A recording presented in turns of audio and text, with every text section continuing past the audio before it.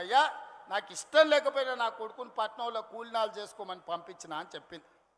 అంటే ఇవాళ మూసి కాలుష్యంతో అటు ఇబ్రాహీంపట్నం కావచ్చు, భువనగిరి కావచ్చు, కొత్త మునుగోడు కావచ్చు, నల్గొండ ఆ దారి మొత్తము ఇవాళ మీ పరిస్థితులు ఎంత దారుణంగా ఉన్నాయో. మరి మూసి ప్రక్షాళన చేస్తున్నందుకు ఇవాళ దిగిపోవాలనా, దేనికోసం దిగిపోవాలని నేను అడుగుతున్నా. పాపాల భైరవుడు రావాలనంట. పాపాల భైరవుడు వస్తే ఏం చేస్తాడయా? మా రాజకీయ నాయకుల ఫోన్లు విన్నాడంటే సరే మా మీద ఏదో కోపం ఉంది అనుకోవచ్చు.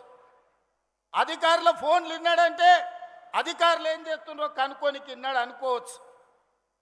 రాజకీయ నాయకులు పోయిరి, అధికారులు పోయిరి, ప్రజలు పోయిరి, చివరికి భార్యాభర్తలు మాట్లాడుకుంటుంటే కూడా ఏం మాట్లాడుకుంటున్నారో ఫోన్లలో వినేటోని ఏమనాలయ్యా?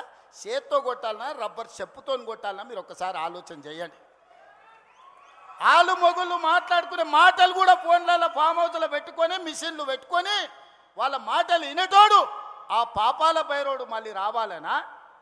పరీక్షలు పెట్టి క్వశ్చన్ పేపర్లు అమ్ముకొని వేల కోట్ల రూపాయలు సంపాదించుకున్నాడు మళ్ళీ రావాలనా? కాళేశ్వరం పేరు మీద 1,00,000 కోట్లు గోదావరిలో కలిపిన దుర్మార్గుడు ఆ పాపాల భైరవుడు మళ్ళీ తిరిగి రావాలనా? పేదోళ్లకు రేషన్ కార్డులు అడిగితే పోలీస్ స్టేషన్లో పెట్టించి కొట్టించినోడు మళ్ళీ రావాలనా? 10 ఏళ్ళు మా కాంగ్రెస్ పార్టీ కార్యకర్తలను రాసి రంపాన పెట్టి అక్రమ కేసులు పెట్టి ఆస్తులు కొల్లగొట్టి కొంతమంది ప్రాణాలను హరించినందుకు మళ్ళీ పాపాల భైరవుడు రావాలనా? దేనికోసం రావాలి? ఆలోచన చేయండి మిత్రులారా. ఇవాళ మీరు అడిగిందల్లా చేసినాం, శాయశక్తుల ప్రయత్నం చేసినాం. ఒకవేళ చెయ్యకపోయినా మీ మీద ఎవరి మీద నన్నా, వాళ్ళ మీద అవతల మీద ఇవతల మీద ఏమన్నా అక్రమ కేసులు పెట్టుడు కానీ, లేకపోతే వాళ్ళని ఏమన్నా ఇబ్బంది పెట్టుడు కానీ జరిగిందా? మరి పాపాల భైరవుడు ఎందుకు రావాలని నేను అడుగుతున్నా. అందుకే మిత్రులారా, ఇవాళ ఒక్కటే ఆలోచన చేయండి. మీరు కూడా గ్రామాలలో 10 ఏళ్ళ బీఆర్ఎస్ పాలన, 12 ఏళ్ళ మోడీ పాలన, 10 ఏళ్ళ ఇందిరమ్మ పాలన మీద రచ్చబండలలో చర్చ పెట్టండి.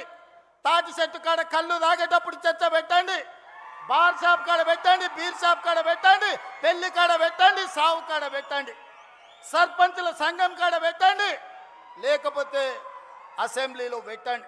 చర్చ చేద్దాం. మనం చేసిన పనులు చెప్పుకోకపోవడం వల్ల ఈరోజు ఆ దుర్మార్గులు బామార్తులు బిల్లా రంగాలు ఊరూరు తిరిగి అబద్ధాలు చెప్తున్నారు. వాళ్ళకి దేవుడు శాపం పెట్టిండు, నిజం మాట్లాడితే మీ తల 1000 ముక్కలై సస్తరని. ఒక్క మాట కూడా నిజం మాట్లాడు. మొత్తం కుటుంబం అంటారా నాయన?